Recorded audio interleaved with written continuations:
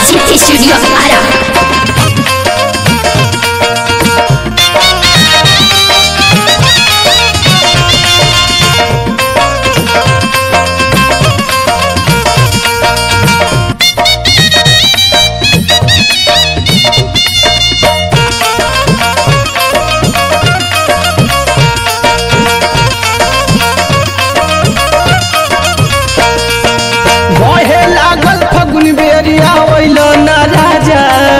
साजन साजन रटत रटत देह भइल आधा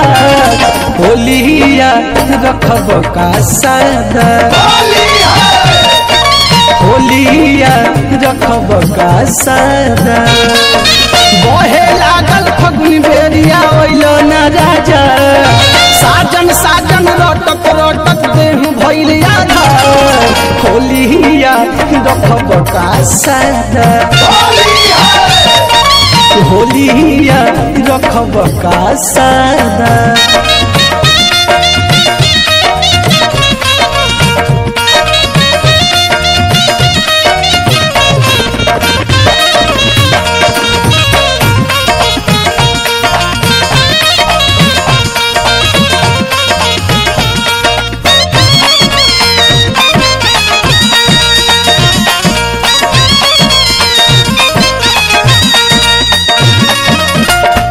कर बीरवा का घर चली गईले हमरो सजन बना अबहिले अइले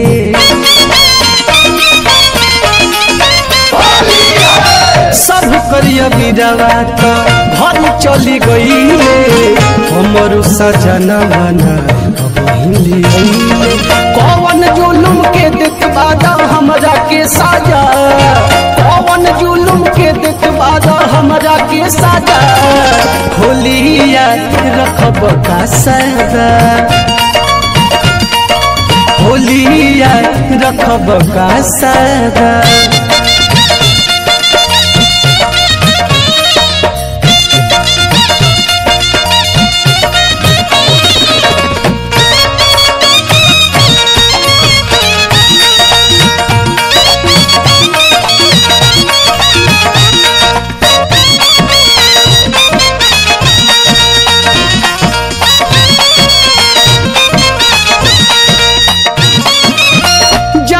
न छुअब हमार रौरा गाल जी फूली नहीं हुई हमार तनको भी लाल जी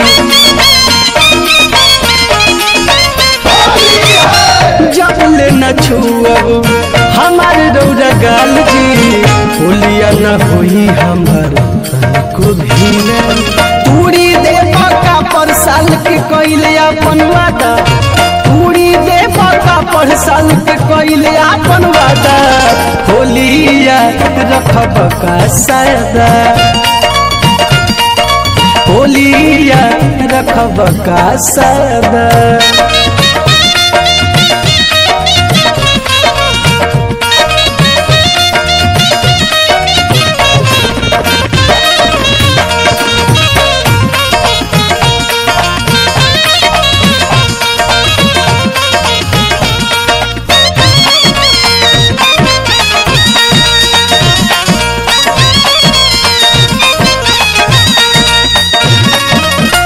फागुन में टूटे ना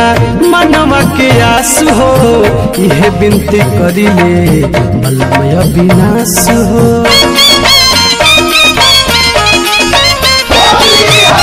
फागुन में टूटे ना मनवा के आस हो यह बिनती करिले बलमय विनाश हो देवर पावन रूसल बारे खेली है नहीं ज्यादा देवर पावन रूसल बारे खेली है नहीं ज्यादा होलिया रखब का सादा होलिया रखब का सादा बहे लागल फगुन बेरिया ओइल न राजा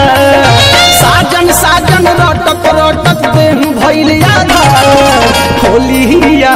रखब का सादा होलिया रखब का सादा होलिया रखब का सादा होलिया रखब का सदा।